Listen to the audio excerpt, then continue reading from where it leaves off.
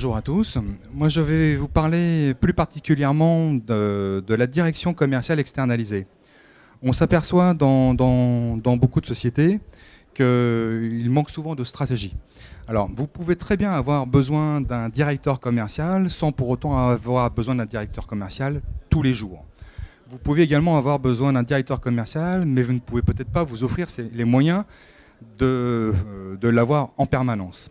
Donc en fait, pour autant, vous avez besoin d'une stratégie commerciale qui va vous faire évoluer votre chiffre d'affaires. Mon métier, c'est de vous accompagner. Mon métier, c'est d'accompagner les sociétés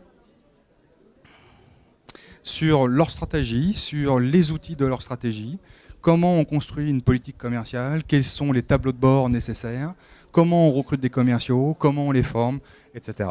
1% des sociétés françaises seulement établissent une politique commerciale anti-crise. Et vous, avez-vous pensé simplement à mettre en place une politique commerciale virulente? Vos concurrents, comment sont-ils sur ce marché? Sont-ils virulents également ou pas du tout?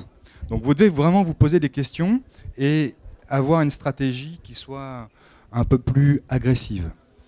Beaucoup de sociétés que je rencontre ne font qu'entretenir leurs fichiers clients, leurs relations clientèle, mais en aucun cas ne vont chercher des nouveaux clients à leur concurrence.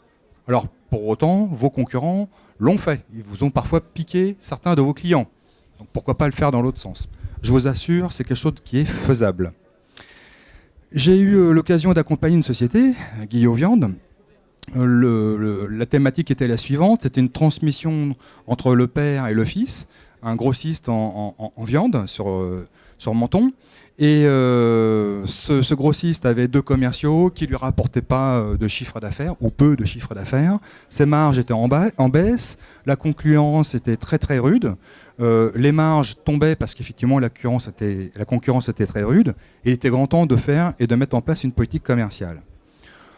Pratiquement au bout de 6 mois de temps, après beaucoup d'analyses en interne, nous avons avec ce client-là décidé d'orienter le recrutement et la force de vente autrement.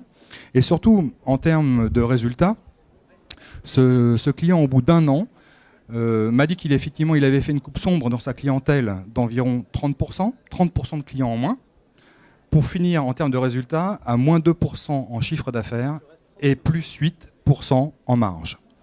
Ça veut dire quoi? Qu'une bonne politique commerciale efficiente vous augmente bien sûr votre chiffre d'affaires, mais aussi votre marge. Donc je vous invite à penser à votre stratégie commerciale. Est-ce qu'elle est percutante? Est-ce qu'elle est efficiente aujourd'hui?